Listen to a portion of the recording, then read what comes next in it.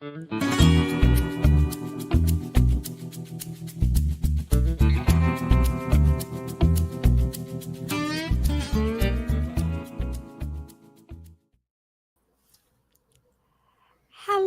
lovely.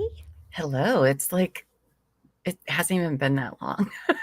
No, it's been like just a couple of hours, We're right? having all the night shows this week, which I kind of like. I should say I'm not complaining because I kind of like it. I like it because my lighting is much better at night than it is during the day. I I mean, I like during the day because I have my pink background. I just think the Mm, pink is too much for the dark stuff we do. well, maybe. Yes. So, hello to everybody in chat. Lady in Gray is here. Hello, Kelly P. Captain is here. Oh, our lovely cabin. Yes. Oh, hi, Motion. One Hello, of our winners Angie. from last night. I know. And Angie. hello, everyone else. And welcome to another episode of True Crime and Wine Time, where we dive into the most jaw dropping, dark true crime stories while sipping something smooth to take the edge off. So pour a glass, lock your doors, and let's uncork the truth behind some of the darkest crimes. I'm especially excited to say this, but good day, mates. Good day, mates. You'll see it. It's on for the show. Thanks for watching us tonight. Before we begin, though, you guys, if you're watching us on YouTube, please hit that like button, subscribe to our channel, and hit the notification bell so you never miss when we go live or drop an episode. You can also become a member, which is a big deal right now, which comes with all sorts of exclusive perks. We just dropped a whole bunch of new ones yesterday, all the way from 99 cents to $24.99. There is a level for everyone. All you got to do is just click the join button and pick whichever tier works best for you. And if you're listening to this as a pod, please leave a rating and a review or a download, as it helps our little pod get noticed and people want to listen to us then. I was say, to see the insanity, come on over to YouTube. Come on over. Yeah, we're certifiable. My therapist says so anyway, so it's legit. Just kidding. Terry, why don't you tell us what we're covering tonight so that way my good day, mate, makes sense. Makes sense. So today, guys, or I guess tonight, we will be going down under. Okay? And we're going to talk about a pretty recent case. The Leongatha Mushroom Murders of 2023, when Erin Patterson invited her in-laws over for lunch, they thought it was an olive branch. Within 3 days, 3 had died, and the 4th was fighting for his life after ingesting death cap mushrooms. Yikes. I mean, before we get into what we're drinking, I will say that Terry has taken a Wonder microdose mushroom. So if I drop dead or do anything crazy, it's because of that. None of those things are going to happen. Let's not manifest that into the universe, Terry. What are you doing? Lava, what are you drinking? What am I drinking? Well, I am finishing my bottle of Yosemite Road Moscato that I was drinking last night for our merch and membership launch party, which was so much fun. It was. I only had a glass of it left, and then I figured I got my War Stars Coca-Cola for afterwards, just for you, Terry. So okay, I have to say, when Monkey Butt was here, I actually purchased a War Stars can for her. Oh, wow. Look at you. I love that. And then now that you mention War Stars, I have to admit, Facebook gives you memories. 12 years ago, apparently, I posted, I must have been drinking because the spelling was awful. I was watching the very first War Stars with Double H and one of the boys, and I posted on social media, that really wasn't that bad. Wow. After a bottle and a half. I mean, hey, whatever it takes. Whatever it takes. What are you So drinking? I am drinking my go-to Saint Superi Sauvignon Blanc, and I've decided everybody watching this needs to email Saint Superi and snip this and send it to them and tell them they really need to sponsor us. Oh, me too. Yes, the show. They need to sponsor the show because I drink way too much of it. And if they want to get with us to do a live show there, I am I'm down for it. with that. So, Me too. Superi, I know Marilyn's not there anymore, but come on. All right, you guys. And with that, let's get into what is the crazy story of Erin Patterson and the Leongatha Mushroom Murders, shall we? Because before we do, we don't do a lot of like recent cases. And just for the Yeah. viewers that if you don't know, we will probably talk about it later, but I'll just go ahead and mention it now. Erin's trial just happened a couple months ago, Mhm. like the same time Karen Reed started, and all of this just went down court wise. June, July, I think was the verdict. So this is real recent, and it's wild. So why don't you kick us off, Terry? I will. Sadly, my computer knows I'm on the podcast and my soundboard just popped up. Anyway, I'm keeping it. I shut it down. I didn't use it. So, Producer Amy's in the background. No, not today. hey, there Only are for the fun times that time it ones. could be used, okay? It's So, true. Erin Trudy Scudder was born September 30th, 1974. She grew up in Glen Waverley, which is a middle-class suburb of Melbourne. Okay, not Melbourne, it's Melbourne, people. Yes. So, when asked about her childhood, she said, "When I was a kid, Mom would weigh us every week to make sure we weren't putting on too much weight. And so I went to the extreme of barely eating." And That's all I not can good. say is, what the F? That is awful. Yeah, no, that was not what I was laughing at, listeners. Sorry. No, that is absolutely awful. Don't do that to your kids. Do But not do that to anybody. we'll also learn some more about Erin. Yeah, we That will. I don't know. If it happened, it's awful, is all I'm It's awful. saying. Yeah, And that does happen to young girls and women all of the time. So it it's not does. too like outlandish, and It's not. it's always horrible. So Erin said that that was when her crippling issues with self-esteem began. To onlookers, her upbringing looked ideal. The Scudders had a beautiful home. They trained guide dogs. Love Oh, that. Her father, Hugh, was a successful businessman, and her mother, Heather, was a lecturer at Melbourne's Monash University, specializing in yeah. children's literature. Now, some text messages have been published that show what Erin told others about her parents, okay? She referred to her mom as a cold robot, okay, who would yell at her doormat father. She said it was like being in a Russian orphanage where they don't touch the babies. Neighbors had nothing but kind words to say about Erin's parents, for what it's worth. I mean, Ugh. yeah. Oh, jeez. That's not great. Well, so a neighbor recalled that everyone knew Erin was smart. She was singled out as bright from a very young age. But Erin didn't seem to know what to pursue in school. So in 1992, she was accepted to a science program at the University of Melbourne, the same field that her sister, Kenwen, was studying at Monash. By the way, I love the name Kenwen. I didn't even know that name existed, and I'm a I fan. love it. Right? That's fun. Kenwen. That's a fun name.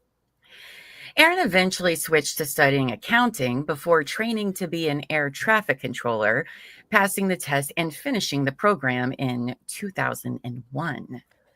Okay, guys, that is a crazy path. How do you go from science to accounting to then air traffic controller. The only thing that came to mind, it sounds like all of those you have to be smart and like math, so none of them are for me. Not for us. Not for us. Now, there were only 14 people on her team at Air Services, and most of them bonded quickly in what was called a friendly and supportive atmosphere. But colleagues remembered Erin always turning down their invitations, sometimes quiet, sometimes abrasive, and always clever. Some started calling her Crazy Erin or Scudder the Nutter behind her back. One was later quoted as saying she was a ritual, habitual, and pathological liar. She would just say anything just to get away with anything. Yikes, that is not a good reputation to have at all. And Scudder the Nutter, Yeah, I mean, those are some strong nicknames. right? You earn Those like are yikes. yeah. Yikes. Now, less than 3 years into her career, she changed paths again. Okay, no judgment there. Working in animal management for the RSPCA. And that sounds a lot less stressful to me because air traffic controller, no. That's too much pressure. Yeah, no. Now, her office was in the Monash City Council building, and it was there that she met a council engineer named Simon Patterson. Now, Simon said he was attracted to her intelligence and humor, and after getting to know each other over coworker lunches and happy hours, the two began to date. Okay. Now, Erin wasn't only catching feelings, though. Okay. Around that time, she caught her first charges after drunk driving into another car, fleeing the scene and speeding, and having an unregistered car and having a blood alcohol level of 0.14, which is over twice the legal limit. Yikes. But for some reason, this only costs her $1,000 in fines. So I want to know, did she get a price break for breaking so many laws at once? Right? She was just like a little Pokemon, like, gotta collect them all. Yeah. Like, that is a lot of charges That's at a one lot. time. That was a Girl, lot. she's a mess. Okay. She is a mess. Now, so Erin and Simon got married in 2007. Simon's cousin walked Erin down the aisle as Erin said her parents were on vacation in Russia. It seems like she was estranged from her family to some extent, but not so much that she was disinherited. The same year of the wedding, Erin began to receive payments from the estate of her paternal grandmother, Aura, and she got a sum of $2 million split into 8 years of payments. Like, hello, if I have, excuse me, I need a minute. If I have any long lost millionaire relatives out there, please, please, please put me on the list of your beneficiaries, please, and thank you. I would appreciate that. And same for me, whatever Llama just said to any of my relatives, you don't even have to like me.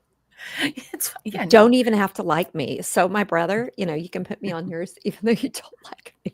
I also just saw that picture of Simon and like, I love it. That's a real smile. That's a real smile right there. That is. You know, whatever made him smile like that, he actually really, really meant it. So I hope it was good. Now, so naturally, Simon and Erin quit their council jobs and traveled to Western Australia, hopping from town to town over the years. In early 2009 in Perth, they had their first child, a son. Simon's parents, Don and Gail Patterson, flew out to help their new parents. Erin said it created a strong bond between her and her in-laws. There's Gail and Don. I mean, look at that smile on Gail's face, too. Yeah. Look at that. A bunch of happy people. Well, Erin doesn't look quite as happy as they do. No. Now, when Don and Gail flew home, the Pattersons and their new baby went on a road trip to Northern Australia. In November, Erin had enough and flew back to Perth, leaving Simon and the baby to drive home without her. She rented a cabin for herself and the baby, and Simon rented an RV to live in nearby. They reunited within a few months, though, but what? That is all strange to me. Why would a new mother leave their baby with the dad? I mean, I'm not saying men can't take care of their babies, but as a mom, I did not want to be without my newborn. Right? Yeah, that's a fair point. Just saying. Now, Erin then opened a secondhand bookstore in Pemberton. In 2011, Erin's father passed away, though, from cancer. Now, when Erin became pregnant with their second child in 2013, the family moved to be closer to Don and Gail, who lived in, guys, bless me, Corumbara in the state of Victoria. I don't know. About an hour and a half southeast of Melbourne. Now, they bought a home in Leongatha, had a daughter, and Erin settled into life as a stay-at-home mom in the rural Gippsland region. These words are hard tonight. Now, she had been an atheist, but after going to church with Simon's family, she began to attend church and Bible study with Simon and her in-laws. Guys, that is shocking to me. You do not often hear of atheists changing. Does that make sense? Or I've never heard it to be common. I mean, I've heard of it more the other way. That sometimes you do things just to blend in and appease people. That's true. So now, Simon's uncle, Ian Wilkinson, was the pastor at the church. So Erin formed a relationship with him and his wife, Heather, which was Gail's sister. Now, they weren't super close, but they often chatted at church, like got together and did the little, chatty chat. Now, Erin applied to study nursing. Okay, but she never started the course. She instead edited a local newsletter for a bit, but sadly, it seems like she never really found a new path other than being a mom. Yeah. And there's no shame in being a mom. None. No. Now, over the years, Erin and Simon established a pattern of separating and then getting back together. In 2015, they formally split, making a financial agreement and sharing custody of their children. They remained friendly and even went on vacations together as a group, as I think most people should do if it's possible. I say, if it is possible, you should. It should be your goal, but anyway. Now, I can only imagine that she was feeling restless. After years of moving frequently, working in whatever field she fancied that week, she was now unemployed and living in a pretty remote area. So she did what any reasonable woman would do. She got into discussing true crime online. That's right. Sound familiar to anybody? Oh, no. That's right, bitches. She was just like us. This crazy bee made friends just like us. Erin found friends in a Facebook group dedicated to the conviction of Kelly Lane, a talented water polo player and convicted baby murderer. Now, as it sometimes happened, the online group became friends despite living far away, being different ages, and from different walks of life. And as their bond grew, they talked about more than true crime, instead venting to each other about their lives. This doesn't seem like familiar to me, like at all. Okay, I'm like, PSA, guys, PSA. Lovelies, besties, please do not worry. Llama and I are perfectly normal, even though we love true crime and we make friends online. Okay? Right. We are not her kind of crazy. No. We turn your honesty in a heartbeat. That's right. And then stream your trial. Just so you know. We would show up for that trial, okay? Now, in 2019, Erin's mother passed away, leaving Erin and her sister to split their parents' estate. Despite their separation, the Pattersons became the only family that Erin knew. But by 2021, Erin's relationship with Simon and her in-laws became more strained. I'm sorry, guys. Those are the sweetest looking little old people. I Okay? know, right? They are just so cute. I never had a grandpa because Hmm. my grandparent, grandfathers, I'm like, he could have been a perfectly great little grandpa. Anyway, Yeah. over the next few years, she missed several family events or would only stop by briefly. Simon had a few bouts of illness over the years and at one point had to move into her house to be nursed by her. They said this drove them even further apart because she resented his inability to help the family. Girl, seriously? Mm. Two It's a things in lovely looking home. particular sent Erin over the edge in regards to the Patterson family. In November of 2022, Simon's accountant filed his tax return and marks his status as separated. The horror. I mean, the horror. And it was true. They had been separated for years, guys. But that filing meant Erin would no longer receive the $15,000 family tax benefit she'd been getting annually. Oh. Money, money, money. Yeah. Now, Simon offered to try to revise his taxes to fix the issue, but Erin told him that she would just have to file for child support instead. And as everybody knows, guess what happened? After that, Simon said that the nature of their communication changed. Their chatty texts became purely functional, and sometimes she didn't even reply to him at all. Mm. I mean, now the other big issue was Gail's 70th birthday party in May of 2023. Erin was not invited and was incredibly hurt. After mentioning it to Simon, he spoke to Dawn about it. Dawn was mortified and said he had truly intended to invite Erin and that both he and Gail had thought the other was inviting her. Yeah. Now, it probably didn't help that Gail had been recovering from a bout of encephalitis. Which is a brain infection. We Yeah. learned Now, right before the show. only thing I can say as a party person is if you send out invitations, like formal paper ones or evites, you could track who you send them to. You don't have to rely on memory.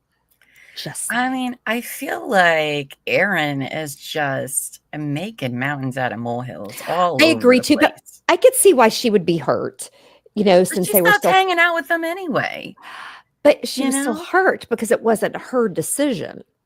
Well, that's I a didn't her say she was problem. right to be hurt. That's a her problem. That is a her problem. And she has a problem with that. So, speaking of, mid-July in 2023, Erin Patterson went to church and personally invited Dawn, Gail, Simon, and Heather over for lunch later in the month. Ian was preaching, so Heather told him after church.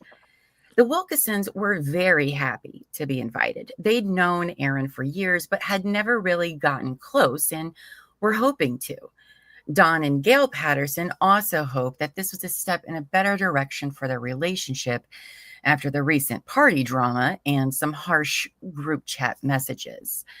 Simon, however, was not excited about the invitation, and he told Erin he wasn't sure if he could make it, and she told him she had a health concern to discuss and that he needed to be there. Okay. I mean, I have so many thoughts. Now, this next part, I was impressed with at first, okay? Erin turned to her online friends for advice on her lunch planning. She decided to make beef Wellington, okay, which is a baked steak dish made out of beef and a mushroom paste wrapped in a pastry. Guys, I've had it in London and it was freaking amazing. Now, I have never had it, and I've always wanted to try I had never had it until me and Double H went a couple of years ago to London, and I am too scared to try to make it. But I only know that Gordon Ramsay yells at people and makes them make it on Hell's Kitchen like every year. That and scallops. He gets very worked up over scallops and Beef Wellington. Now, her online friends would be like us. They gave her a few tips and they joked about the price of beef. Girl, the price of beef is even worse now. But she ended up buying smaller cuts and making individual Wellingtons instead of a large one. What? That's a lot of work. Yeah. I mean, that is a lot of work. That looks so good. All right. Well, on the evening before the lunch, Simon texted Erin that he had decided not to attend the luncheon and that she was welcome to call him if she wanted to talk about it. She texted back that she was disappointed and hoped he would change his mind. That it was important to her that their family be there. She said, "I may not be able to host a lunch like this again for some time." Ah, poor, pitiful me. How dramatic. Sorry. That was a little dramatic. Now, on Saturday, July 29th, 2023, and I'm going to just tell you, I hate that she did this during my birthday month because it just ruins July for some people. How dare she? But Erin sent her 2 teenage children to the movies and greeted her 4 guests. Now, Heather brought fruit. Gail brought an orange cake, which I have no idea what an orange cake is, just so y'all know. Okay. I mean, is it the color orange? Does it taste orange? Anyway, Heather and Gail tried to help serve lunch, but Erin insisted they make themselves comfortable. As a good hostess does, she served them beef Wellington alongside green beans and mashed potatoes, all on gray plates. Okay. Then she brought out her own serving on an orange plate. Okay. Now, do tell me that this was a court diagram. It was, wasn't it? Or did you make it? Did you make it, Cap'n? Sorry, Cap'n does a lot of our visuals for our shows, and she gets very creative. Cap'n, do not tell me to have patience because it is one thing that my therapist and I are working on, okay? I'm working on it, but thank you for that gentle reminder. Now, they enjoyed their food, joking about how much they ate, but soon the conversation turned to Erin's news.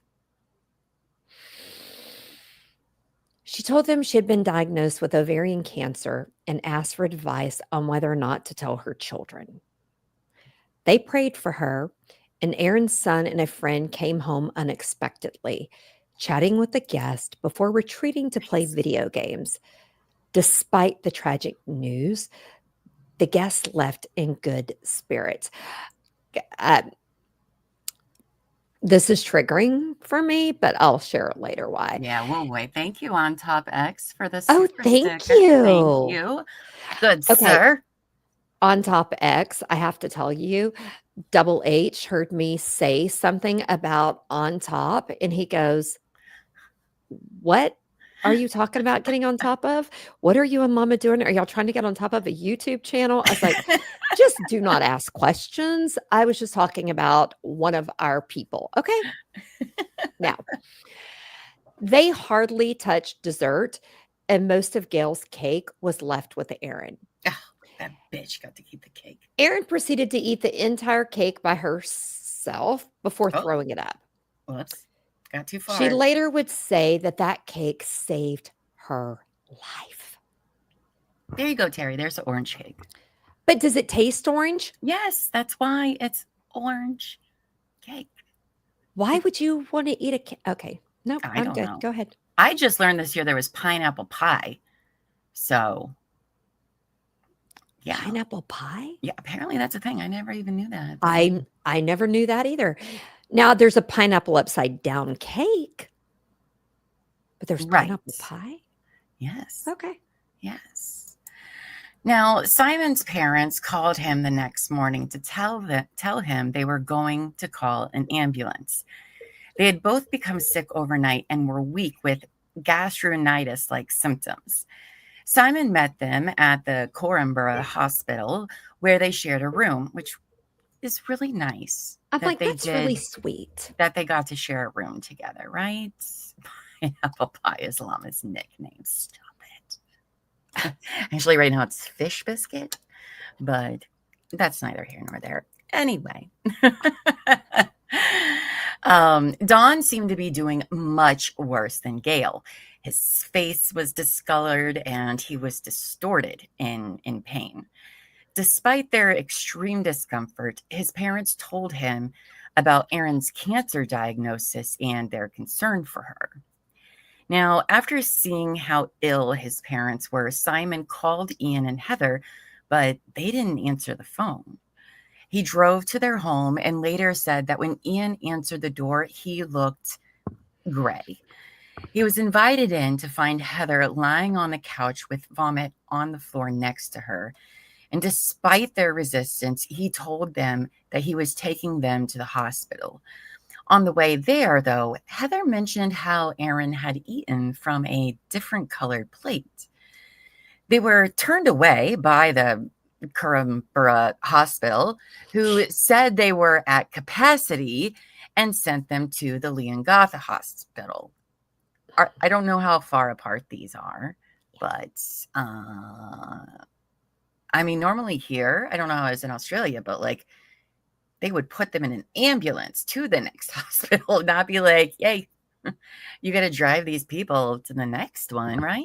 Is that what If you happened? are not bleeding and obviously gunshot, stabbing, heart attack symptoms, no, we would just tell you to drive down the street. Oh, that's weird. They've offered to do that for me before. Yeah. Well, like, if you want to pay a $6,000 bill, you can. that's true.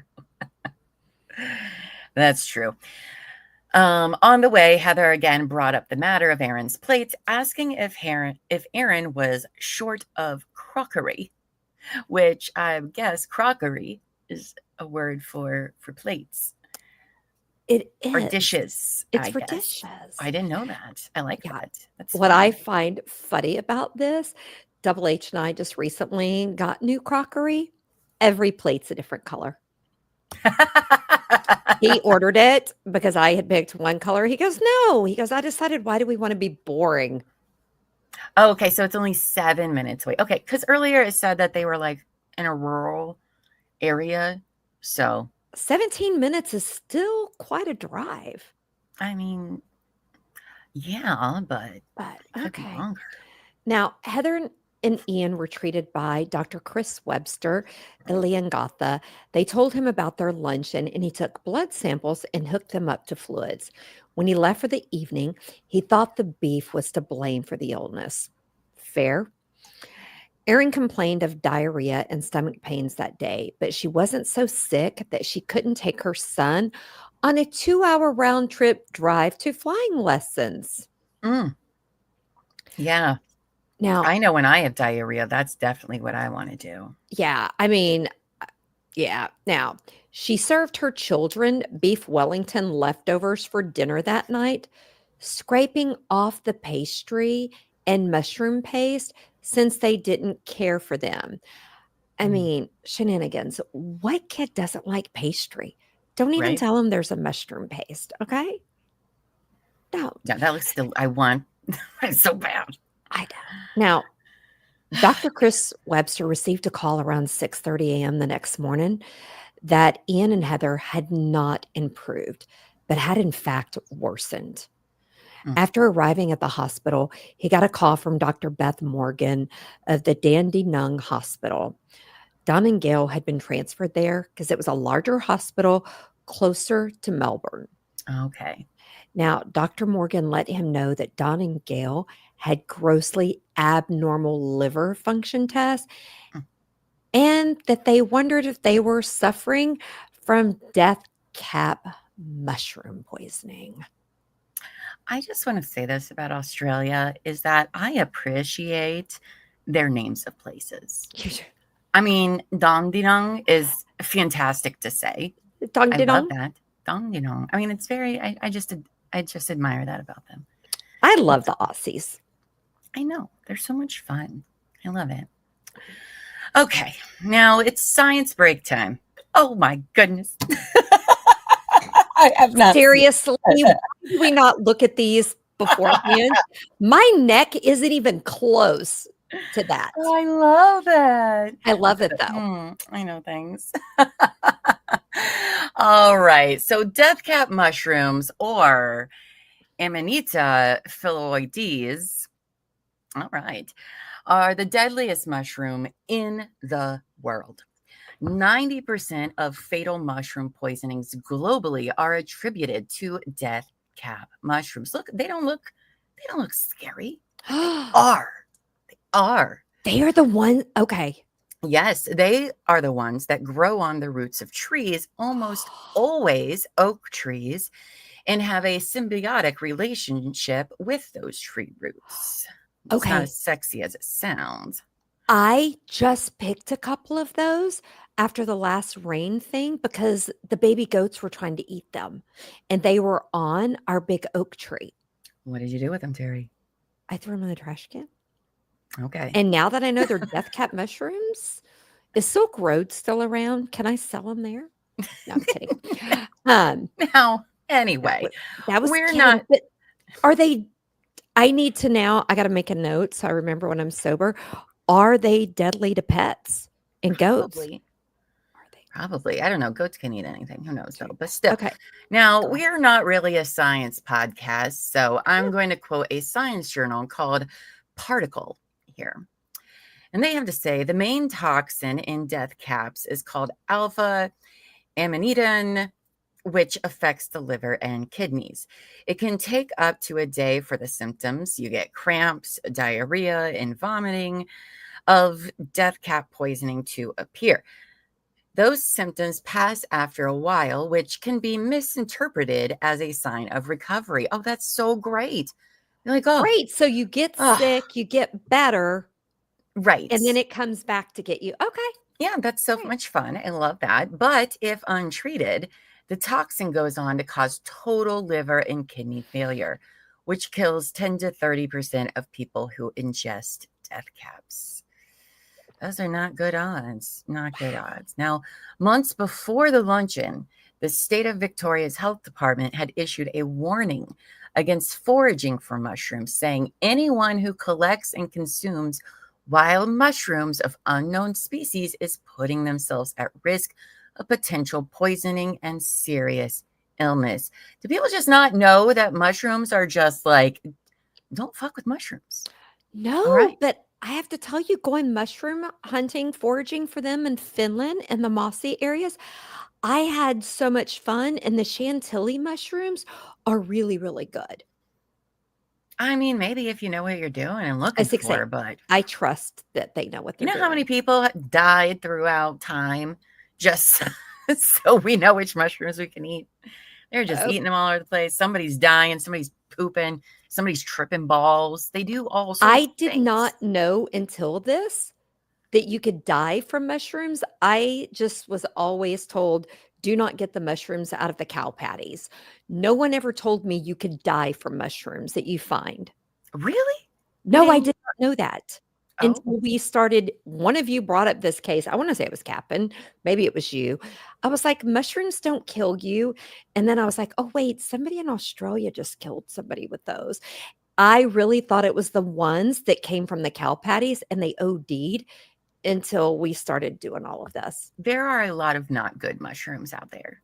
Do not, But they don't if kill you find mushrooms outside, do not ingest them. Don't. Okay. Some do kill you, Terry. Now I'm learning that. This is just the deadliest mushroom. That's not the only deadly mushroom. There are lots of other not good mushrooms. Well, good news. When I'm in Finland in a couple of weeks, we do not have time to go foraging for mushrooms this trip. So, yes, Amos. Terry, we're going to need you to get that for the soundboard. Did you see that? Amos says, I feel like the more you know sound for when Terry learns something new on the show. I say yes. Yes, I love can that. do it. That's fun. I can do that. Now, we're going to go back to the Leongatha Hospital. Yes. Now, Dr. Webster immediately changed the treatment for Ann and Heather, trying to save their lives and arranged for them to be transferred to the Dandenong Hospital to receive specialist care alongside Don and Gail. As he was making the arrangements from the front desk, a woman walked up to the plexiglass in front of him, complaining of gastroenteritis. It was Erin Patterson. Hold on a second. Is this a doctor with a mullet? I don't think he has a mullet. I just Look think at he has the hair some down curls there. back there. Maybe it's a mullet. His hair is short everywhere else, except right here. Just I don't know. I don't know. Now, Dr. Webster told her that he feared she and her guests all had life-threatening poisoning and that she needed immediate treatment. Pausing to ask her where she had found the mushrooms, she replied, Woolworths, which is an Australian grocery store. Okay. Woolworths in America was never a grocery store. Did anybody have Woolworths growing up? No. Okay.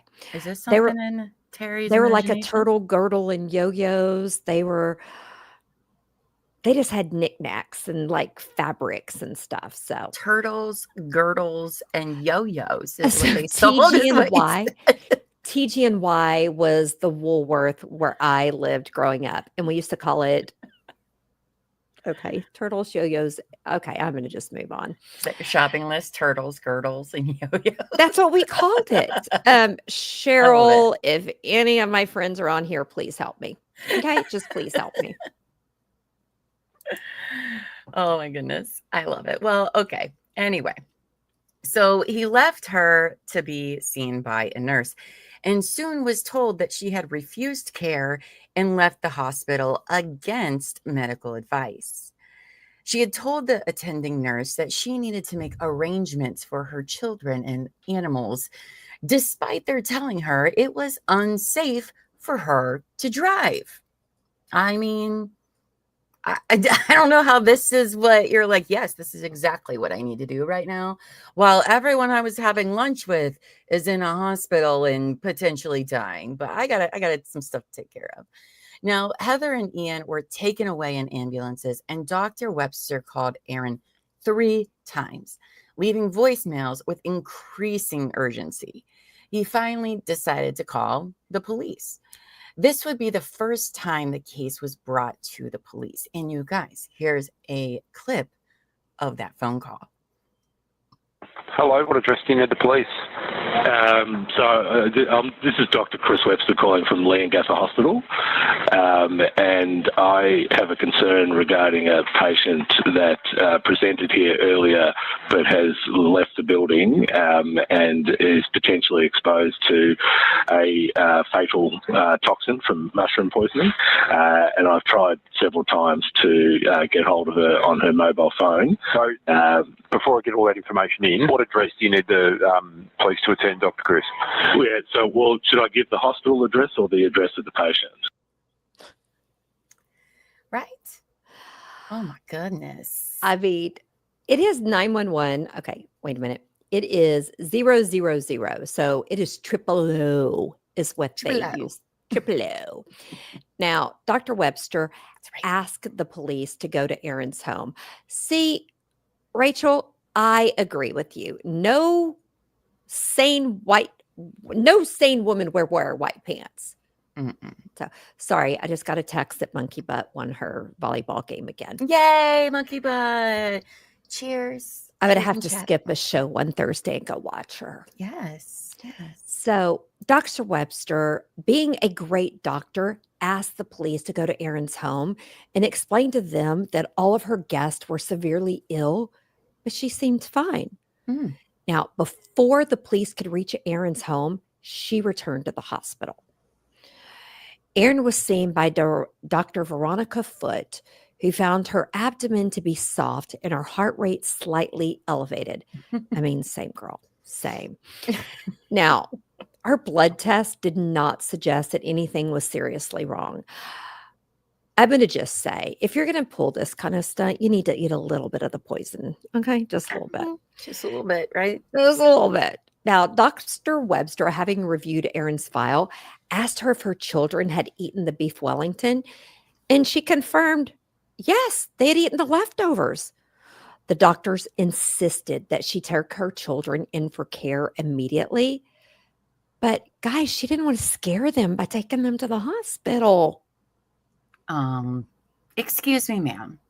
Everyone has clearly ingested the deadliest mushroom, and you're more worried about them being scared than possibly dying. Your own children. Girl, please, come on. She is just so suspicious. Like I'm the like, she's queen not of even red flags. trying to not put up red flags. She's just hanging them out everywhere. Oh my goodness. Anyway. Now, during this time, sorry, I have this hair. You know how you have those hairs that go, and you're like, I don't even know where this one strand of hair is coming from. It's fine. Oh, it's the worst. Anyway, sorry, guys. Now, during this time, the police arrived at Erin's home. Dr. Webster asked Erin if they could break in to retrieve Wellington leftovers, and Erin told him they could find them in the trash outside. How convenient, and not letting them in your house. Why don't you put them down the garbage disposal? Well, the police brought them to the hospital where Dr. Foote photographed the leftover pastry and mushrooms before having them sent to be tested. Now, Erin wanted to leave again, but was talked into being treated with IV fluids and antibiotics. She was then transferred to the Monash Medical Center. Simon picked up the children and brought them to the Monash, where they were observed overnight and showed no symptoms. So that's good. Thank God. That's good. I mean, thank God. This was when Simon first had a chance to speak to Erin in person. He asked her if she had dehydrated the mushrooms for the Wellingtons. See, all of this talk of mushrooms had reminded him of something she had told him previously, that she had done experiments with the children where she dried and ground up mushrooms and cooked them into muffins to see how much she could use before they noticed. She told him no, she had used store-bought mushrooms. Now, Erin checked herself out of medical care again the following day. I just want to say mushrooms in muffins. Like, that sounds like muffin blasphemy to me. Like, what is happening? Not okay. And also, who the hell does that with their children anyway? Like, who does that? Nobody does that, Erin. And is it verdict time yet? Because I'm done. That's all I need to I'm find going her to just guilty. be quiet. Like, I've done you something put mushrooms? similar. I didn't do mushrooms, but I did chop up green beans. And I would put green beans into spaghetti and different things because my kids wouldn't eat green beans. Well, no shit, because you put them in spaghetti. Well, they didn't No know shit. they would eat the spaghetti not knowing they were in there. It was when they saw them. They're like, I don't want to eat anything green. Well, They thought it was the parsley decoration on top. no. Just no. As someone who is a very picky eater, and you wonder why I have weird food phobias. No. I No. mean, maybe your mom did that stuff and that's why you have those. Maybe. Now, anyway, while his parents, aunt, and uncle were suffering in the hospital, Simon called a family meeting in the hospital chapel, because, of course, that's the best place to do that. There, he dropped a bomb on his relatives. Remember Simon's bout of illness in previous years? Well, he was pretty sure Erin had been poisoning him. He could recall 4 specific occasions where he'd eaten food Erin had prepared for him that she did not share in, and then became ill. At one point, falling into a coma and requiring surgery after eating her chicken curry. What? Now, the doctors had never figured out what was wrong with him. And when he told one he thought he was being poisoned, he was more or less told to be careful about making accusations. And Simon apologized to his family members for not warning everyone. Okay. I mean, people, we just need to listen to people. Okay. We should believe them until we can prove they're crazy. It might save some people. You know, how many poison cases have you learned about where they've been poisoned for a long time, over and over and over again? They go to the emergency room, they get told, go home. Yep. It's fine. Over. And that's what poisoners do. That's they don't what just they do do. it one time. Yep. It's never just one time. Oh, that annoys me and makes me mad. And it's probably, I'll be honest, it's also probably because he was something young. Savage. And they're like, no. The good news for you is I no longer do that because I do not have kids in my house anymore. And both of my grandkids eat green beans because they're told they're special green beans. Oh, so see, all you had to do was say that they were special, not put them in spaghetti. I just had to lie to them. Now, on August 4th, 2023, Gail Patterson and Heather Wilkinson both passed away. Now, so sad. Gail's final text message was to her family's group chat, writing from her hospital bed, "Lots of love to you all." Don was given a liver transplant, but he died one day after Gail on August 5th.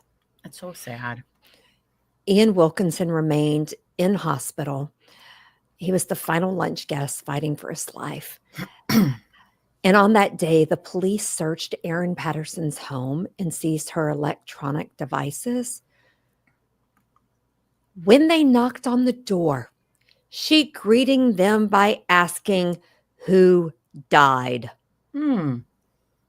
Classic Erin. Oh my goodness. Why would you say that? Oh, she's the worst. So she is, to me, she is like the grand marshal of the red flag parade. Okay. Well, Savage says, you just said no poisoners do it just once. Mm-hmm. We're right. So many times it takes more than just one time. Normally it's slow doses over time. Erin just couldn't wait for that. See, that and a lot of poisoners, not all of them, but a lot of them actually like watching it happen over and over and over again. It's this weird thing that they get off on because they're the only one in the know. And so they will spend months, even years, poisoning somebody just to get them sick and then increasing it because they feel like they're not getting caught. They feel like they're smarter than doctors and that they're basically playing God. Poisoners are fascinating people to me. They really, because it takes. He said he was talking about my green bean spaghetti. Yeah, no, I had kids for many years, so they were young. But just so you know, both of my children love all their vegetables now. So it worked. You got to do what you got to do with kids sometime, right? That's right. Anyway, I do very much believe she was poisoning Simon many times. Oh, absolutely. Wouldn't be surprised if she's poisoned other people. Maybe not to death, but yeah, they are very, very interesting group of people, those poisoners. They are. And that is one reason in the South, our other Southern friends, I say one of the reasons I don't drink sweet tea is because somebody could put antifreeze in that and you would never know because antifreeze is sweet. They say it's very sweet and it's very easy to hide in tea and make it sweet. But you know, the thing about antifreeze is it's very easy to tell that somebody has gotten antifreeze poisoning when they die. If they do an autopsy, you can see it. Yeah. It crystallizes. It's very interesting. True. Anyway, now let's back to the story. Speaking of poisoner, let's get back to this one. Now, obviously, the police were watching Erin's movements, and that included one small transaction from her checking account. A day after checking herself out of the Monash Medical Center, Erin had paid a fee at the Coonawarra transfer station, a local dump and landfill. I'm sorry, Aussie friends, if that's not how you say it, but that's what we got. At the police request, the manager pulled CCTV footage of Erin there, and a timely search yielded one Black Sunbeam brand food dehydrator. Not at all suspicious, Erin. Not at all. Now, the police formally interviewed Erin, who still insisted that she had also suffered from poisoning. She told them that she had purchased button mushrooms at Woolworths and dried mushrooms at an Asian grocery store in Melbourne. Okay. When asked if she owned a food dehydrator, she said maybe she had owned one years ago. I don't know. Maybe I've had one. I don't know. Okay, Erin. Now, Erin also told the police that she never had foraged for mushrooms, and the interview lasted about 50 minutes. And Rachel earlier in chat, soundboard. That is not my soundboard. Oh, it's Amos. Oh, I'm like going, my Amos with the soundboard sound. is off. Good job, Amos, because I'm like, I shut mine down after so many people gave me crap. Only one Everybody gave me crap. loved it. I know, but you told me no more. Thank you, Amos.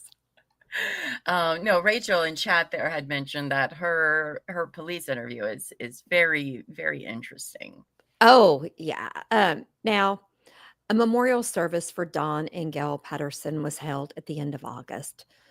About a month later, on September 23rd, 2023, guys, we finally have a little good news to share. Ian Wilkinson was released from the hospital after a liver transplant and weeks spent in a coma. Now, soon after his release, he held a memorial for Heather. In trying to cover all of the minutiae of this case, we may have glossed over the impact that this crime had. As of the 2021 census, Corumba had a population of 3,869, and to lose 3 people all at once, that is shocking. That is huge, guys. That's huge. A way like that. Yeah, that's just huge. Now, hundreds of people attended the victims' memorials. Dawn was a retired high school teacher, and Gail had worked in administration at the same school. Oh my, look at that picture. Look at that picture. Now, Heather was involved in her community as a pastor's wife, which I could never be, and taught migrant women English in her free time. Now, Corumba educator Andrea Lewis explained, Heather was looking at a group who are marginalized in the community and saying, I can do something about that. And she did. As for the 3 victims, Lewis said, I think they believed that we all had greater missions or purpose beyond ourselves. We had to just get out there and help others. We're in a fortunate position, and we had to go out there and make things better for others, particularly young children. Those are, I'm sorry, the people who do those things are just, they're saints in my eyes. Agreed. But guess who did not attend the memorial service? Erin. Of course she didn't. Of course she didn't. You know, they all sound like really wonderful and lovely people, and I really can't imagine the loss for the community and what they felt. You know, they were very active members. This was a preacher and his wife, and that's heartbreaking. Yeah, heartbreaking. All for nothing, you know. Really, in the end, for what? You know, all because fucking Erin. Anyway, speaking of, justice is coming. Erin Patterson was arrested on November 2nd, 2023. Because guess what? She's not that fucking smart after all. And charged with 3 counts of murder and 5 counts of attempted murder. 1 for Ian and 4 for Simon. Her lawyer did not apply for bail because smart look man. at her stupid face. Good, Erin. Good. Later, another charge of attempted murder was added to account for Simon being invited to the luncheon, but that charge was dropped by prosecutors. I mean, they had drop charges sometimes. It just happened. You don't want to Right. risk losing a whole case Right. on something that you're not sure. And you can save it for later if you need to. If you need to. Now, eventually, all of the charges related to the previous poisonings of Simon Patterson were also dropped before Erin's trial. Her lawyer argued that combining the charges could prejudice a jury against her, and Supreme Court Justice Christopher Beale agreed. And again, that's fairly common. It is. Yeah. So in April of just this year, okay, Erin's trial began. Patterson had requested the trial be moved to Morwell rather than Melbourne, which was approved. Erin was transported 2.5 hours every Monday and Friday to spend her trial days in a cell at the Morwell police station and her weekends at a maximum security prison in Melbourne. I love that for her. I'm like, I got no problem with that. Anyone else? Nope, Anyone? I love that for her. That is not a comfortable ride, I am sure. Nope, I love it. Now, she and her attorney, Colin Mandy, would later complain about the condition in Morwell. You know what? First of all, y'all asked to have the trial moved. And second of all, she's in jail. It's jail. It's jail. I love all of this for her. Yeah, me too. This is fantastic. Now, unfortunately for us, in those photos, I mean, Simon is working on a podcast. Oh, wow. Captain, I am giving you an assignment. Could you get the information, get his contact information? We would love to reach out to him. And when he starts his podcast, we would love to help him promote that because he deserves some good in his life. Agreed. So, Agreed. Unfortunately for us, the Victoria Supreme Court did not allow any recordings in court because they wanted to ensure fairness. But due to the extremely high media interest in this trial, there was daily in-depth coverage. Okay. There was a daily lottery in which 6 seats were reserved for the media every day, and an overflow room was created for those who could not fit. So you grew up Catholic like me, they put you in the cry room, is what it basically is. Everyone was there, documentary crews, podcasters, authors. This trial really captured the attention of Australia and the world. And guys, I know a lot of you are sitting there going, yeah, it shouldn't be that big of a spectacle, but trials are important for us to see when we can, because it's just important. Lama can share more about that on Couch Court, but let's get into it and hear some of the evidence and arguments as they were presented and Lama's opinion on why it's good to show trials. Okay, the main question in the trial was whether or not Erin intended to poison her guest, okay? She did not dispute the presence of the death cap mushrooms. No, you guys, she didn't. She maintained it was a terrible accident. The prosecution, however, presented Erin's actions as very calculated. Oh. How's it an accident if you bought them at Woolworths? Well, or the she Asian didn't know store. that it was somebody else's fault, not hers. She didn't know that they were going to be poisonous. Now, Erin's true crime friends testified remotely that Erin had complained many times about Simon and his family to them. She told them that she was an atheist, and Simon's family had more or less pressured her into raising the children Christian and sending them to faith-based school. She'd also said that her religion meant she couldn't divorce Simon, but I don't know. That's right. Her friends were like, girl, we got the receipts, I'm okay? like, guys, if anyone does that kind of stuff, you all have our permission to turn the receipts into the police. Now, in seizing Erin's cell phone, the investigators found that it had been restored to factory settings 4 times between March and August, including the day she turned it over to the police. You guys, your phone just can't randomly do that. Okay? No. You do that.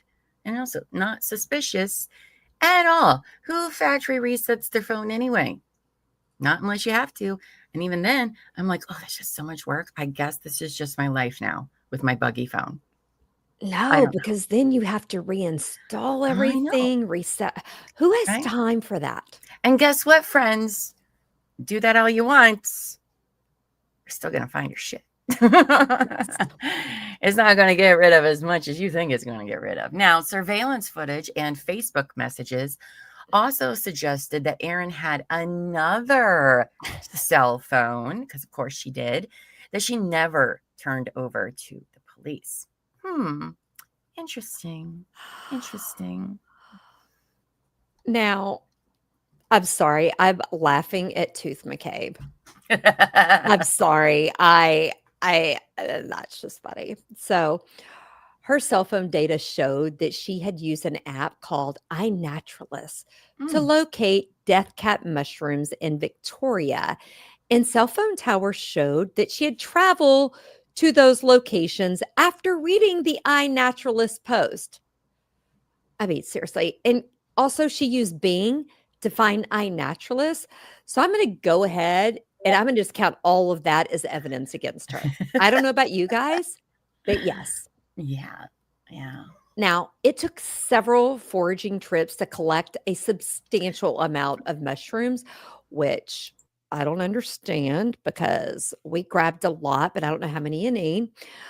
On one such trip to forage in Loach, Erin purchased the food dehydrator. Am I the only one that didn't know you could buy those for home use? What? A food dehydrator?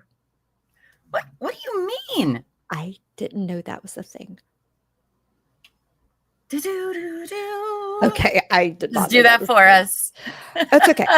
13 deleted photos in her Google Photos cache showed mushrooms in the dehydrator and being weighed on scales. Dumbass. Now, mycologist Tom May, you might not know him as Funky Tom, or you might know him as Funky Tom. He testified that the mushrooms in the photos were consistent with death cap mushrooms to a high degree of confidence. Funky Tom. Man, I wish this was televised. Okay. There's a lot going on with this guy's hair, too. Look how long it is in the back. It is. Maybe it was the style. Maybe it was. It's 2025. Okay. I have to tell you, in 2024, I saw my 12-year-old nephew rocking a Billy Ray Cyrus mullet. They are coming back in Texas. So, oh wow, people keep being like, "Leave your house, Llama." You guys are not giving me good reasons to. Yeah, I'm going to just tell you, I need someone, if you're with us over in the Discord on the courtyard, I need to know how many of you own a food dehydrator and why you need it, because I'm sitting here literally going, I don't understand this. You can dehydrate anything. That's how you make jerky. You can dehydrate fruit. You just buy the jerky at the store? I mean, you can, but it's expensive as shit. We just talked about that last night. I know, but if you go hunting, you can make your own deer jerky, but people put fruit in there.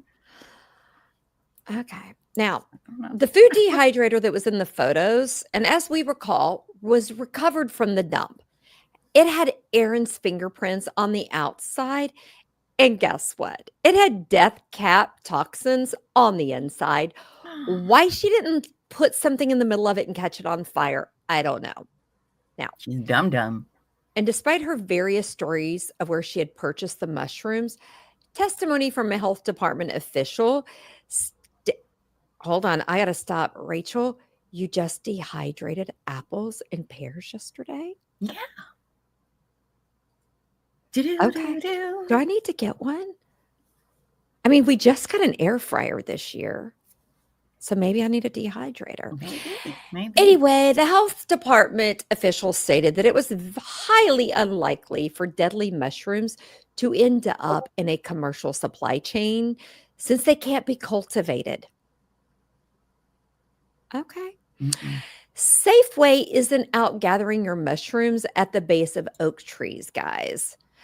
I'm sorry. You're going to have to go to Whole Foods for that.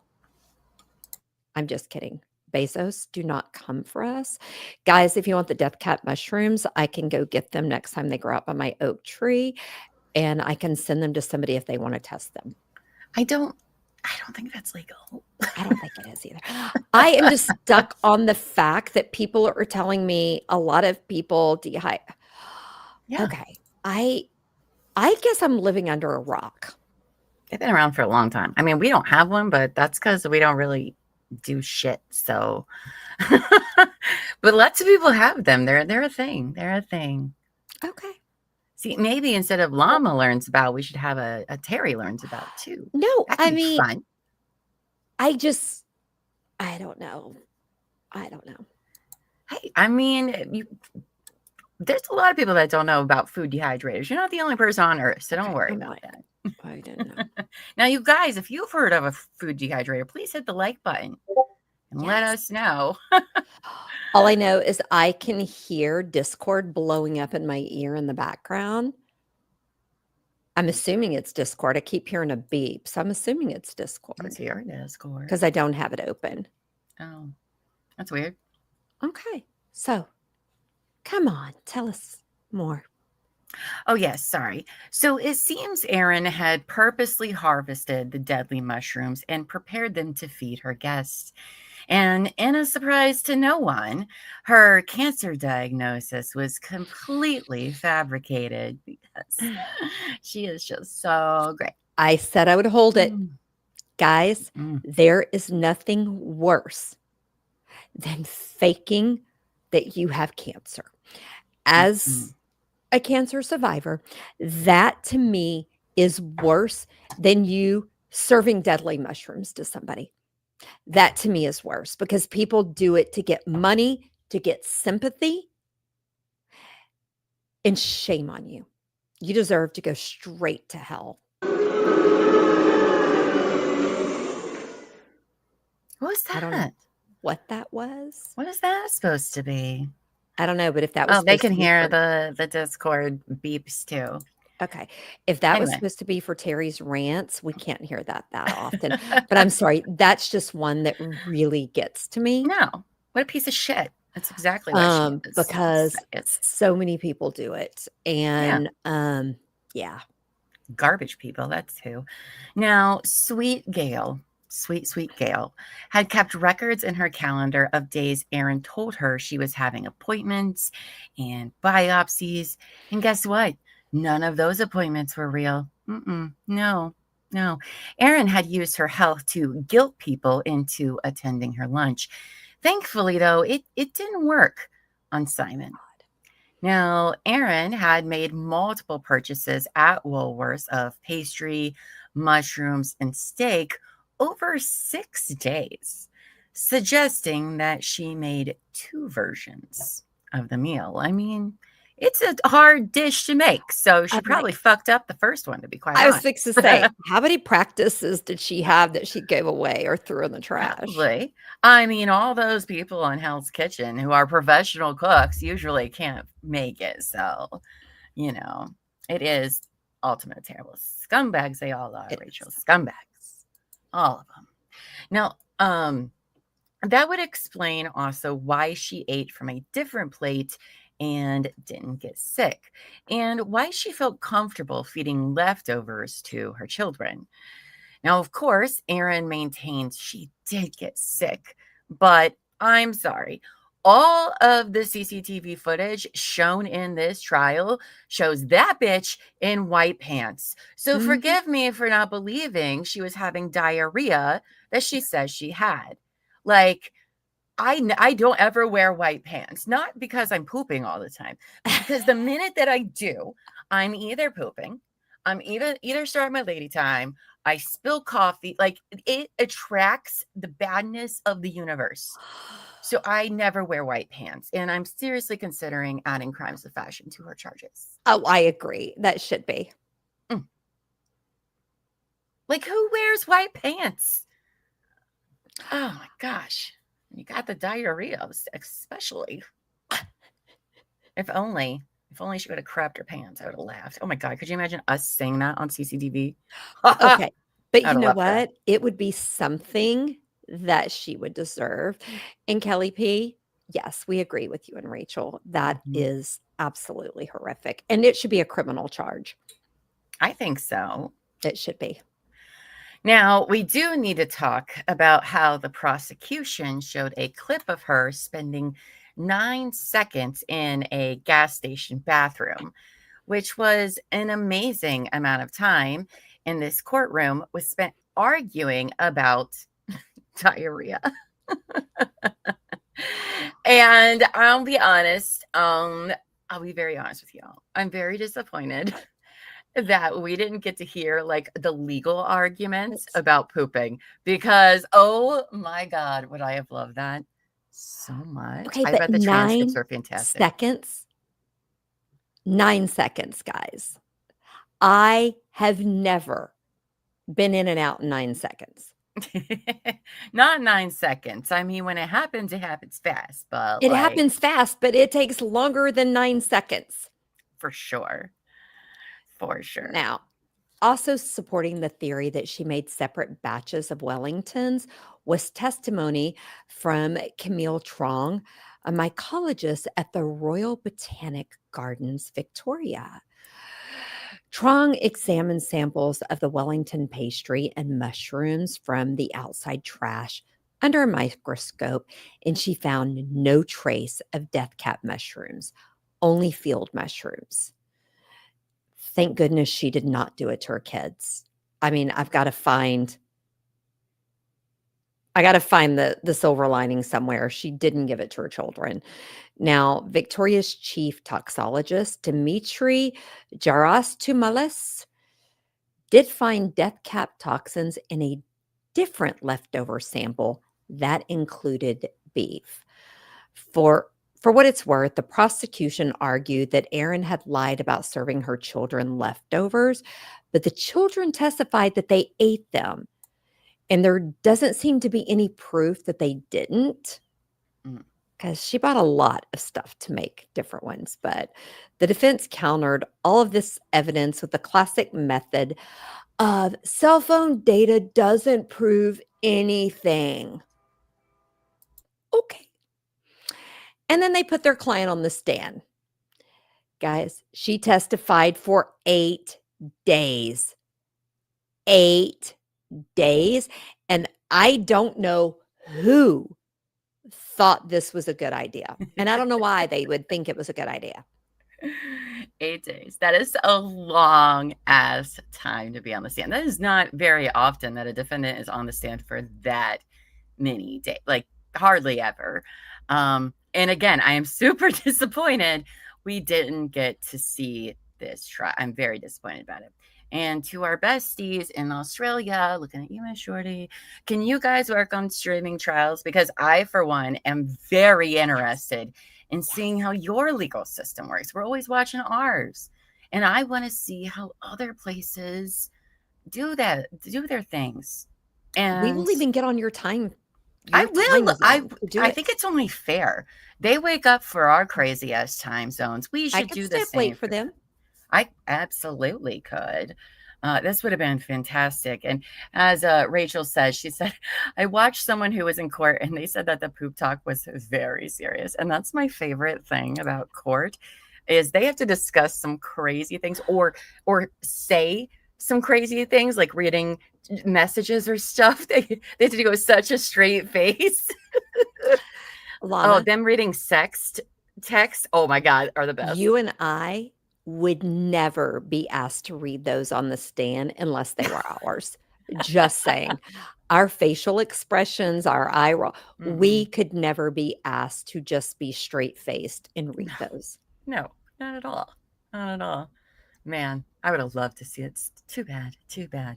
I mean, now if somebody gets the transcripts of this trial and they want us to reenact it, I will happily do that. Uh-oh, is someone going to take up that challenge? I will clear my already kind of clear schedule. Wait a minute, your what schedule? I said I will clear my already kind of clear. Of like, we have all these new membership tiers. Your schedule is not clear. I mean, maybe.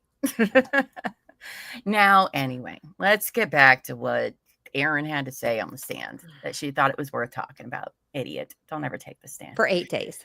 For 8 days. Like, do they ask her just every question you could ask a person? Like, how do you have 8 days worth of questions and tests? Like, what could you possibly have to talk about for 8 days? But you know what? She's a pathological liar. And so I bet a lot of that was just having her just spew all her bullshit lies, stories. Oh man, it would have been glorious to watch. Anyway, so this is what she had to say. Her story was that she had extremely low self-esteem, and that caused her to tell her in-laws that she had severe health issues because she was too embarrassed to tell them she was going to have gastric bypass surgery. Jesus. Now, her scheduling gastric bypass also ended up being a lie. The facility she named didn't even offer that procedure. So, Miss Liar who lies. She denied telling her guest she had cancer, though Ian and Simon had testified otherwise. She did admit to telling Gail about a fictional needle biopsy. She's just lying all over the place. But believe me now I'm telling the truth. Yeah. Now I just lie to old, nice church people just for funsies. But I'm being very honest now. It's fine. Now, for the trial, her mushroom story was she bought them fresh at Woolies and also used a forest mix from a Melbourne grocer that she had dried to preserve earlier in the year, because I know that's what I do. Mm-hmm. She believed that she had mixed some of her forage mushrooms into the ones she dried from the grocer accidentally. Oh, it's my bad. She says she threw out the dehydrator after Simon asked her about it in the hospital due to anxiety. Okay. Ma'am. I mean, if it was truly an accident, wouldn't you have taken that dehydrator to the hospital? Or this would have been me. I would have been like, oh my God, I think I did this, and this. Here's this. Please test it. Mm-hmm. Yeah. Okay. Now, in cross, Erin denied purposely harvesting the deadly mushrooms and calculating fatal doses, but she's a liar. Basically, she said this was all one big, oops, my bad. Oopsie daisy. Yeah, she denied looking at iNaturalist. So she must have harvested the mushrooms by accident, and then they got mixed into the grocer's mix by accident. And then by accident, she served them to her guests, but not accidentally to herself and her children. Like, it wasn't that big of an accident. Sorry. What horrible luck this poor innocent woman had. Oh my gosh. Now, guys, this would have sent Llama into pure joy and frustration because she talked for so long that the judge extended the trial by 2 weeks. Okay. Llama would have loved it, but also been frustrated. Can you imagine all the rants I would have went on when she was on the stand for 8 days? I know, right? Every one of them. Oh man, what a missed opportunity. She had that many denials to make. Okay. Almost every piece of evidence and witness provided by the prosecution was brought up to and denied by Erin in her myopic testimony marathon. Of how many days again? 8 days. 8 days. Yeah. Now, closing arguments were delivered mid-June.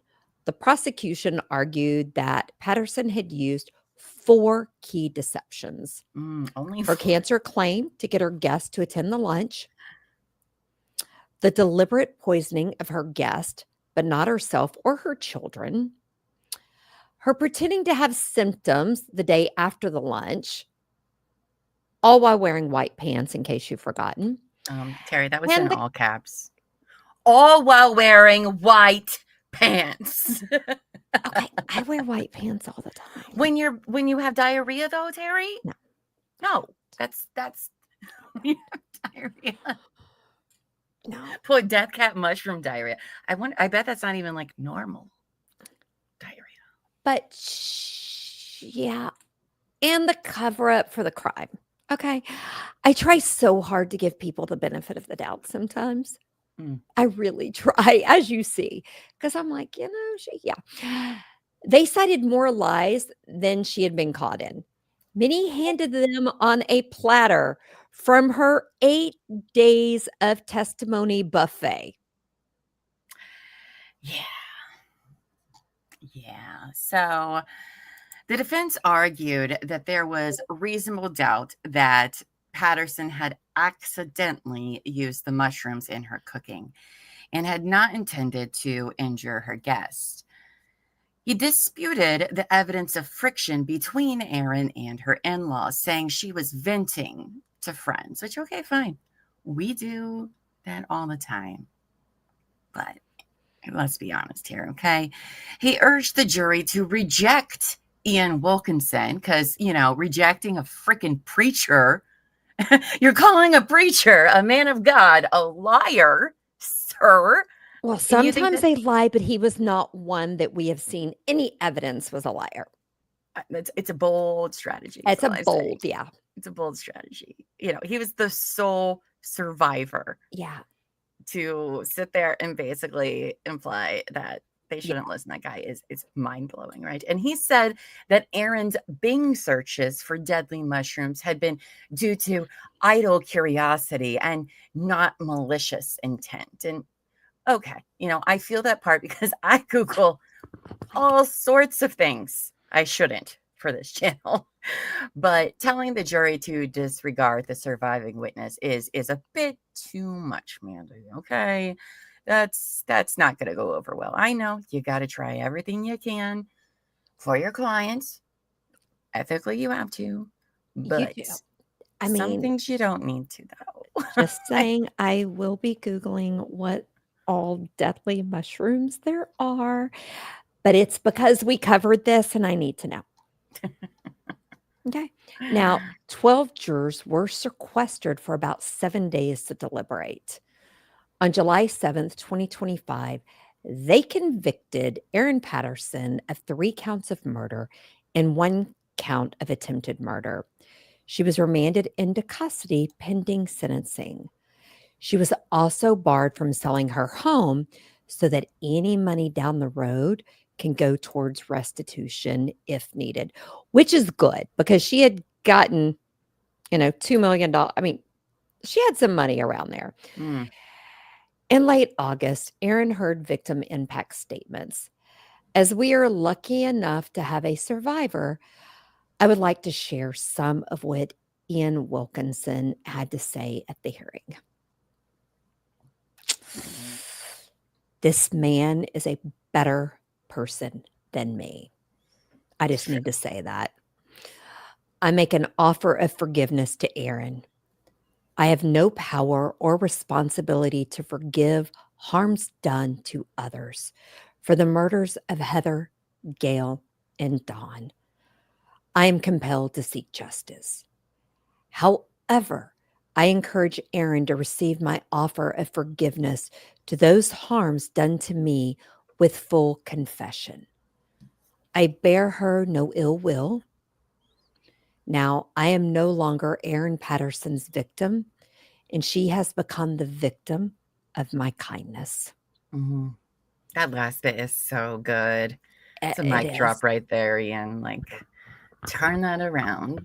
Yeah. Now, Ian and Heather's daughter, Ruth, highlighted the cruel path Erin took by saying there were multiple times she could have stopped, could have canceled the plans, and helped medical staff change the outcome. Instead, at every stop of the way, she chose to follow through. That's right. She did. Numerous times, and no. Now, last week, 10 days ago, on September 8th, Erin Patterson was sentenced to life in prison. Technically, she was given 3 life sentences, 1 for each murder, and 25 additional years for the attempted murder, all concurrently. Despite the prosecution's request, Justice Beale did give her a chance for parole after a minimum period of 33 years. That means Erin will be 81 years old before she can be considered for parole. So, suck on that, Erin. I'm like, suck on that. I mean, I don't see a lot of hope for her. No. Hello, 80s. Now, for reference, guys, only one woman has ever been sentenced to life without parole in Australia. And it was an abattoir worker named Catherine Knight, who took her work home with her. It might be something we need to revisit because it is a lot. And I will tell you, it is a crazy. And we must cover it in the new year. It is disturbing It is a lot because I'm familiar with that one. It's a lot. So Erin's sentence is a dramatic one. And in sentencing, Bill let Erin know that he believed the Crown's witness testimony could be credible despite her claims. Basically, he was saying, we believe the survivor, bitch. Sorry. Right. The sentencing was recorded, though the only camera was on Justice Beale. But at least we can get a little idea of what he had to say to Erin. Now, it's a little long, but we had to include all of those F-bombs. I love this so much. I'm like, it's good. Let's You go. were scathing in your remarks about both Simon and his parents, Don and Gail Patterson. Amongst other things, you derided your father-in-law's suggestion that you and Simon get together and pray for your children, commenting, quote, "This family, I swear to fucking God." You called them, quote, "a lost cause." You wondered whether they had, quote, "any capacity for self-reflection at all." You said, quote, "fuck 'em," and that you suspected the best thing you could do was, quote, "just to forget about all of them and live your life." Your offending involved an enormous betrayal of trust. Your victims were all your relatives by marriage. More than that, they had all been good to you and your children over many years, as you acknowledged in your testimony. Not only did you cut short 3 lives and cause lasting damage to Ian Wilkinson's health, thereby devastating the extended Patterson and Wilkinson families, you inflicted untold suffering on your own children, whom you robbed of their beloved grandparents. Mm-hmm. Mm-hmm. Good one, Judge. Good one. Now, Erin's old Facebook group no longer exists, but it's rumored that it changed its name to Keep Erin Patterson Behind Bars, which sounds very much like something we would do. And I'm just going to put this out there. If there is any of her former true crime friends that she was in that group with who want to come and talk about it, email us and come talk about it with us, because on camera, off camera, on the down low, we're here for it. We get it. We don't get it. We haven't had anybody be a murderer yet, but that sense of betrayal that even those people must have felt. We talk all of the time. Just put ourselves in those shoes. If one of our lovelies or besties did something like that. Yeah. Yeah. Right. Now, Ian Wilkinson is back behind the pulpit, telling his congregation that the path is a hard one and he should know. And I want to end on a clip of Ian speaking after the sentencing and just reminding us that good people exist. Our lives and the life of our community depends on the kindness of others. I'd like to encourage everybody to be kind to each other. Oh, you are such a good freaking man, Ian. You are. You are. Oh. Well, you guys, that wraps up the show for you here. Now we're going to do our closing thoughts, which is some of y'all's favorite time because that's when we rant and rant and rant. I know. I want to hug Ian I as want to well. hug him as well. And Right. Good motion. Now, all right. So closing thoughts. Now, I am so glad that we covered this case because, like I said earlier at the beginning, it started around the same time as Karen Read. And I remembered it starting. I think I even read it on our first day or something while we were waiting on court, letting people know that this was going on. But I didn't get to keep up with it because everybody knows Karen Read was crazy, right? So I'm so glad we went back to see what all came out from that. And for someone who went through all of this planning to poison these people, she knew that it would point back to her. But since she was such a compulsive and pathological liar, she had to have truly believed she could get away with it and talk herself out of it. Like she had all the other times in her life. Because here's the thing. If you're a pathological liar, everyone you know that you talk to knows that. Have you ever encountered a for real pathological and compulsive liar? Like they just lie about shit that doesn't need to be lied about. It's crazy. I hope many of you have never come across these people, but I have. And it is. It is. You can even have a picture of them doing that thing, a picture, and they will deny that it's them. Deny that has been tampered with, that has been oh yeah. Yes, you guys, they are something else. But here, this is for you pathological liars. Everyone knows you're a liar, okay? You're not actually convincing anybody of anything, especially the longer they know you. They just don't tell you because they don't want you to catch on that they don't know. And listen, you're not fooling nobody. No one actually respects or trusts you. Nobody, all right? Everyone knows you're a liar and that you're usually really bad, really, really bad about it. And the only person really believing your bullshit is you. And Erin is probably sitting in there believing her own bullshit every day and always will. That's just who she's. I mean, even earlier when we talked about her upbringing, that's what she said happened. Right. How can we believe her? How do we know she even told her parents she was getting married that day? Exactly. I mean, her reputation at work was that she was Scudder the Nutter. You know, that's how transparent these people are. And it's really, it is a mental illness. I mean, I don't know if there is an actual diagnosis for that, but there is something seriously wrong with those people. Agreed. And, thank God that Simon trusted his gut and didn't go over there that day. So the children still have a parent in their life because she was willing to take their parent out. And that is just and for what? We still don't even know what the motive is. I mean, she was bad about a $15,000 tax nut, but that is the only thing that they ever talked about that could possibly be a motivation. But you were given $2 million over 8 years. $15,000, I would think, would be a drop in the bucket.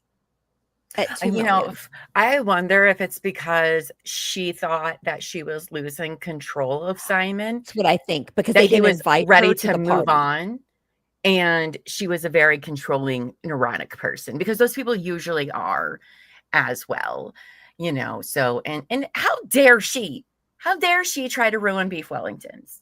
Chef Gordon Ramsay is probably furious about this, and that the real Hell's Kitchen was Erin Patterson's all along. That's right. Now I'm supposed to pause for 6 seconds.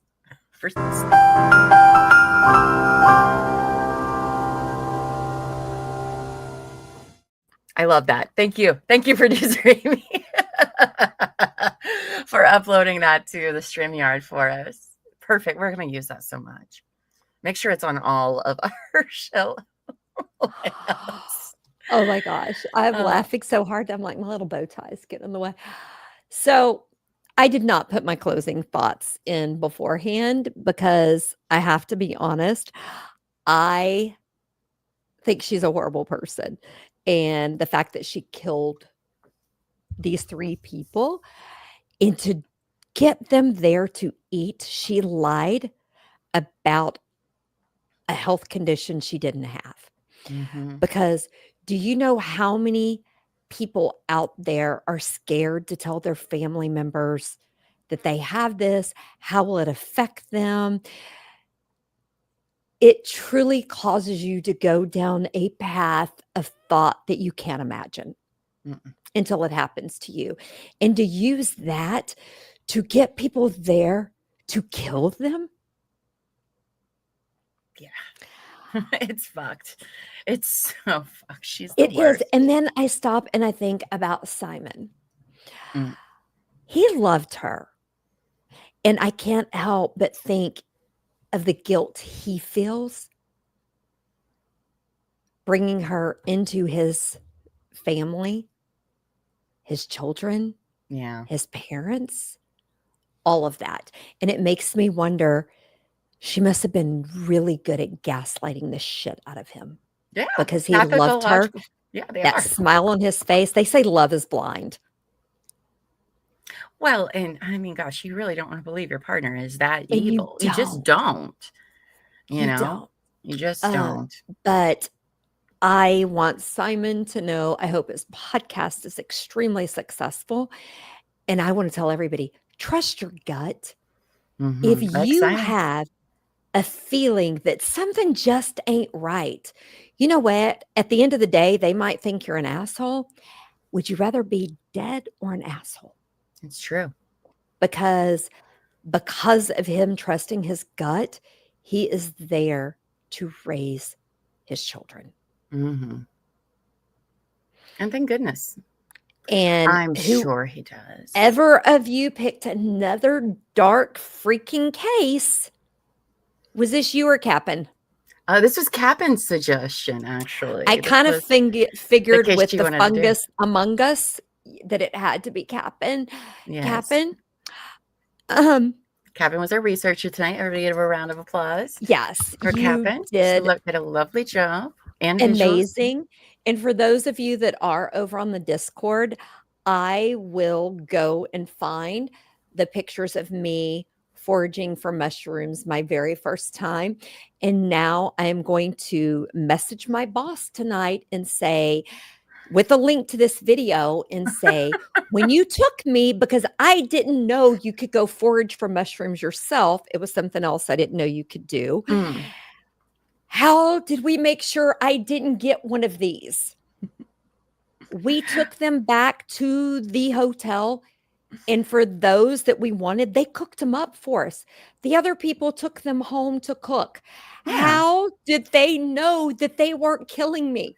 iNaturalist, the app, I guess. They live in Finland. Do they even have that? They grew up foraging. They could look at the mushrooms, point them out, tell you where to get them. Mm-hmm. So, Cap'n, thank you. And you're right, guys. They're all dark, but some of them are really dark because now I'm going to worry every time I eat a mushroom. I mean, yeah, and as I said, poisoners are very diabolical. And Erin, not only being a poisoner, but a pathological and compulsive liar. She got diabolical to be on that sociopath level. Oh, yeah, for sure. She's got to be. For sure. All right, you guys, before we go, let's do a couple wrap-ups. All right, if you like what you heard tonight, be sure to follow all of our socials and subscribe to our YouTube channel. It's free. Or if you're listening to our pod, please download and give us a rating or a review. All of that helps us tremendously in getting our channel out there, because who doesn't like to hear us talk about pooping? Everybody does. So. And 80s, Yes, go Black Eyed Peas. Now, next week on True Crime and Wine Time, we will be covering part 1 of the story of John Orr, the Pillow Pyro. Guys, he is the most prolific arsonist in U.S. history. Also, guys, he is a fire captain. Yeah. Pyros are another interesting They group. are. Now, what time tomorrow night are we going live? Oh, we haven't gotten there yet, but somebody just asked it in chat. Yeah, no, well, we'll get there. I'll make sure Okay. to talk about that in a second here at the end, okay? But now, if you need more of Terry True Crime and I, you can always find us doing something on our True Crime and Wine Time YouTube channel. Be sure to join Terry True Crime every Monday and Wednesday at 1 p.m. Eastern, 12 p.m. Central, where she serves missing person cases that shouldn't be forgotten. And you guys can find me tomorrow on Couch Court with Llama, where we will be watching the sentencing hearing for Brooks Hauk and Joseph Lawson at 11 a.m. Eastern, 10 a.m. Central. And it's one we've been waiting for a very long time. It's going to be very emotional. It is, but now I have to figure out how to handle my work responsibilities that I rescheduled from today because this got messed up thanks to the courts. I'm going to wind up losing my job, but it's okay, right? Because we're just gonna keep making content. Yeah, why not? Now, be sure to check out the merch shop on our website, tcwtmedia.com. We just dropped all new items, guys, like mugs, hats, shirts, leggings, and some cool tech stuff. And there's more on the way. Yes. And remember, if you're a Loveliest member or higher, you got that sweet discount code. You can redeem however many times you want. I'm so excited about the merch. Yes. I'm putting my order in this weekend. So. I can't wait for mine. Now, we have released 6 new membership tiers for our YouTube channel, and they are filled with as many perks as we could fit in. No joke, you guys. Like, we maxed out how many perks YouTube lets you use on some of these. That's why we had to push from Monday to Wednesday, because they were like, yeah, what are y'all doing? What are you doing over here? Now, they range from 99 cents to $24.99, and all you got to do is click the join button, and you can pick which level fits your budget. And if you're already a member but want to change your level, you go to the perks button and you can adjust your level status from there. Now, one of the things that the lovely Lady in Gray was asking about is our members. We have a brand new show tomorrow night, TMI, which stands for Too Much Internet, at 9 p.m. Eastern, 8 p.m. Central. And you guys, let me tell you what, okay? It's going to be amazing. I cannot tell you how funny it is going to be. I've compiled everybody's. It is not dark. No, it's going to be so much fun. We cover dark shit every day, like nonstop. This is our palate cleanser. We're researching, and this is just our fun show. We're cultivating all this crazy stuff we find on the internet. No politics, guys. All right. Nope. You're not going to see any of that, because I know that shit's everywhere right now, but not here. No, we do fun internet stuff. And it's going to be Terry, myself, Elbow Feet. That's right. He really does exist. Okay. He really does exist. He's going to be on there tomorrow night. And we got Cap'n and the lovely Annie. And that is for all of our members. So if you do the 99-cent level, guess what? You get to watch the show. And it's every Friday night for our members, and the first Friday of every month for the public to see. So I'm so excited. You guys do not want to miss this. You don't want to miss it. It's going to be so good. And we do have a new merch idea. 80s is not a sandwich. 80s is not a sandwich. Okay. But yeah, it's gonna be amazing. So I am very excited. And the cool thing about this show, guys, is that the host, with the exception of the showrunner, which will be me this week, we'll change it out, but nobody knows what the other people are going to do or present or say at all. So what they're sharing with you for the first time is what everybody else on the show is going to hear for the first time too. So it's all genuine. It's all fun. It's bizarre. It's going to be great. Yeah. I will say, 80s, we did not leave you out. The first Friday of every month is for everybody. Okay. That's right. That's right. Oh, and Sam just gifted a true crime. Oh, thank you, Sam. Oops. Love that. Thank you so much for your support So there. I am very excited. And one of the reasons I'm excited, because we don't know what each other is doing, but the look on Mama's face with Mike, because she knows what's going on, the look on her face has made it all worthwhile for me. Has made it all worthwhile. It'll be great. All right, you guys. Well, we're going to get off here. Is there anything you'd like to say before we go or sign off, Terry? Guys, I just want to remind you all, please be safe. The world is crazy right now. There is a lot of negative stuff out there. Just remember, we can be the opposite. That's We right. can love people. That's right. We can Well, love each other. Don't forget to add to your shopping list turtles, girdles, and yo-yos. Okay, I apparently. put the link to TGNY in the chat earlier. It was a discount dime store. Like, that's where I got my first bra, guys. Turtles, girdles, and It was yo-yos. called TGNY, but yes, turtles, girdles, and yo-yo. That is where I got my training bra. I Okay. love it so much. I love it so much. Well, on that note, thank you everyone for listening tonight and supporting us. Until next time, take care of your mind, take care of each other, and never stop asking the hard questions. Now, everyone, go forth and be amazing. Bye, guys.